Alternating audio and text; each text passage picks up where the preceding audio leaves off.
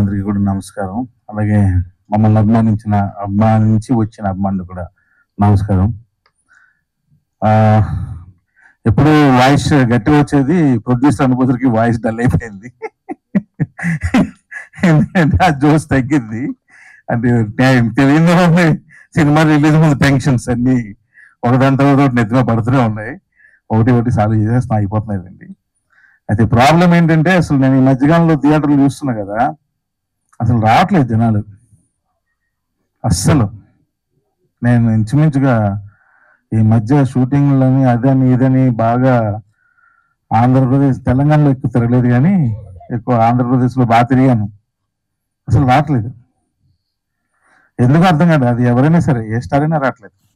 షోలు పడట్లేదు, మీకు తెలుసా? షోలు పడట్లేదు. సెకండ్ షోలు అయితే మ్యాక్సిమం తీసేశారు, క్యాన్సిల్, ఏం లేవు. ఫస్ట్ షోలు పర్వాలేదు వేస్తున్నారు. అసలు దారుణంగా ఉంది సినిమాల పరిస్థితి.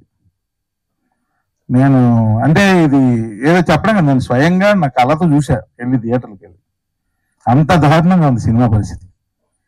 ఇలాంటి సిచ్యువేషన్లో ఇంతమంది కొత్త వాళ్ళని పెట్టుకొని తీసిన సినిమా రిలీజ్ చేయాలంటే అసలు భయం వేసేస్తుంది. స్టార్స్కే రావట్లేదు, మనకెవరు వస్తారని చాలా భయం వేస్తుంది నిజంగానే. 18th సినిమా డేట్ అనౌన్స్ చేసిన మాట వాస్తవం. ఆ రోజు ఫస్ట్ మేమే అనౌన్స్ చేసాం, కానీ దాన్ని మళ్ళీ 25th మార్చామంటే భయం, ఇదే భయం. క్రికెట్ మ్యాచ్లు బాగా చూస్తున్నారు, సాయంత్రం అయితే ఎక్కువ క్రికెట్ మ్యాచ్లు చూస్తున్నారు బాగా. అంటే ఇది నిజాలండి, అబద్ధాలు కాదు. సో అందువల్ల థియేటర్కి, అంటే ఒక క్రికెట్ మ్యాచ్ అని చెప్పను కానీ, మరి ఎందుకు థియేటర్స్కి రావట్లేదు జనాలు? మరి మనం వాళ్ళని అట్రాక్ట్ చేయలేకపోతున్నామా ఆడియన్స్ని? ఏంటో అర్థం కావట్లేదు. ఈ లాజిక్ ఏంటో అర్థం కావట్లేదు, రీజన్ ఏంటో అర్థం కావట్లేదు. సో 18th అని 25th మార్చమంటే ఇది భయం ఒకటి. రెండోది, ఆ రోజు ఇంచుమించుగా 4-5 సినిమాలు అనౌన్స్ చేశారు వెంటనే, 6 మూవీస్. పైగా వాళ్ళ పబ్లిసిటీ అది చాలా ఎక్కువ ఖర్చు పెడుతున్నారు. నా దగ్గర అంత డబ్బు లేదు, అయిపోయింది మొత్తం. అంత డబ్బు ఖర్చు పెట్టలేను. సో ఉన్న నా వాయిస్ వాడుకునే నేను ముందుగా నా సినిమా రిలీజ్ చేయాలి, అంతకుమించి ఇంకేం లేదు. సో మరి ఇప్పుడు ఎందుకంటే ఇంకా ఎప్పుడో సీజన్ వచ్చినప్పుడు రిలీజ్ చేయొచ్చు కదా అని మీరు అనుకోవచ్చు. ఇప్పటికే 2 years అయిపోయింది స్టార్ట్ చేసి. వీళ్ళందరూ అప్పుడు పెళ్లి కాని పిల్లలు, ఇప్పుడు ఇందులో చాలా మంది పిల్లలు కూడా అయిపోయి. సో ఇంకా లేట్ అయితే పిల్లలు కూడా పుట్టేస్తారు. సో కాబట్టి ఇంక నేను వాళ్ళ మాల్ చూడలేకపోతున్నాను. ఎప్పుడన్నా రిలీజ్ ఎప్పుడు చేస్తావన్నా, ఎప్పుడు ఫినిష్ చేస్తావన్నా అంటే ఏం సమాధానం చెప్పాలో అర్థం కావట్లా. అందరూ ఏమనుకుంటున్నారంటే త్రినాథరావు ఊరిని పేరు వాడారు అనుకుంటున్నారు. కాదు, దీనికి మొత్తం ప్రొడక్షన్ అంతా చేశా. సో దీన్ని చేసిన తర్వాత నాకు అర్థమైంది ప్రొడ్యూసర్ల కష్టాలు. ఇన్ని కష్టాలు పెడుతున్నారు ఆ ప్రొడ్యూసర్లని. మనకు కావాల్సినవన్నీ రాసి వెళ్ళిపోతుంటాం రాత్రిపూట, మళ్ళీ మార్నింగ్ షూటింగ్ వచ్చేస్తాం.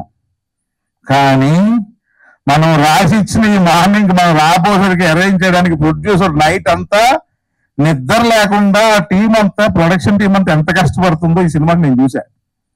అందుకే ప్రొడ్యూసర్లు అంటే నాకు విపరీతమైన రెస్పెక్ట్. సార్ నమస్తే సార్. విపరీతమైన రెస్పెక్ట్ పెరిగిపోయింది ప్రొడ్యూసర్లు అంటే.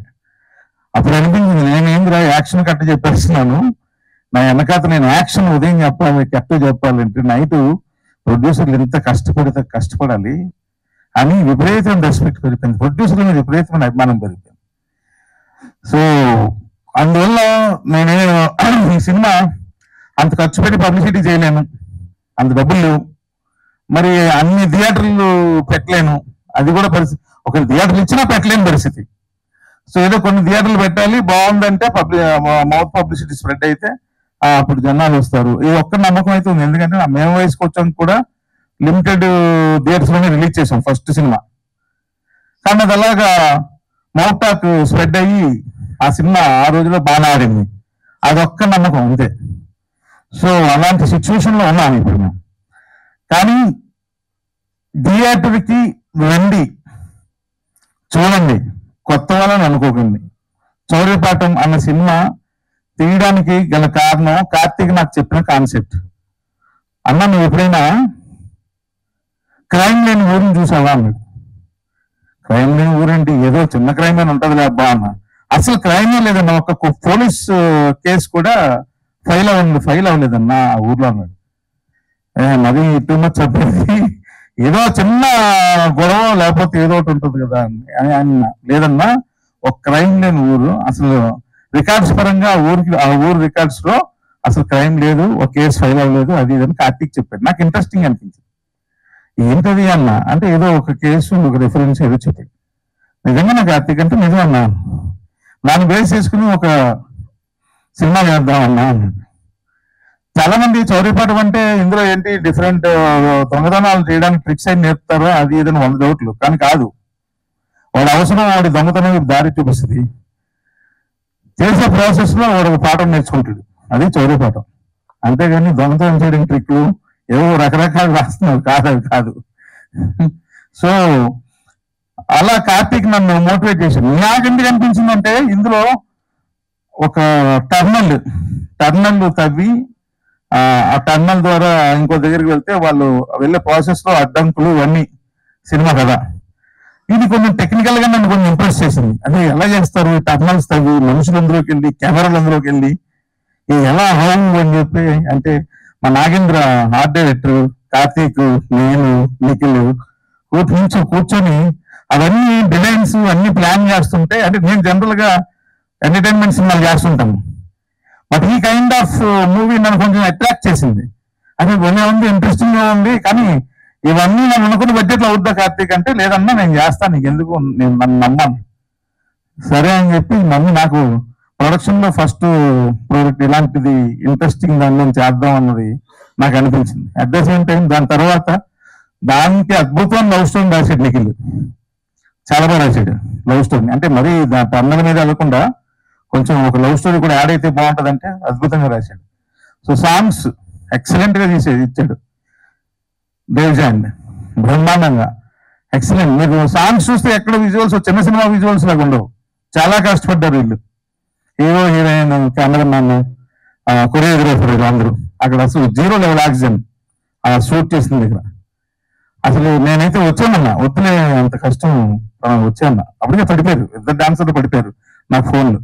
అయినా సరే కష్టపడి చేశారు, ఎందుకంటే ది బెస్ట్ విజువల్స్ ఇవ్వాలి అనే ఉద్దేశంతో. అయితే ఈ సినిమా హిందీ చూడాలి అంటే, ఇది ఒక డార్క్ కామెడీ ఫిల్మ్. ఈ dark comedy film and at the same time చూడగానే చిన్న టెక్నికల్ గా చిన్న ఇంట్రెస్టింగ్ ఉంటుంది. ఇందులో ఇంచుమించు 14 సెట్లు వేసాం. ఆ బెల్ కూడా సెట్టే, ప్రతిదీ సెట్టే. 14 సెట్లు వేసాం ఇంత చిన్న సినిమాకి. అంటే కొంచెం బడ్జెట్ క్రాస్ అయింది, అయినా సరే 14 సెట్లు వేసాం.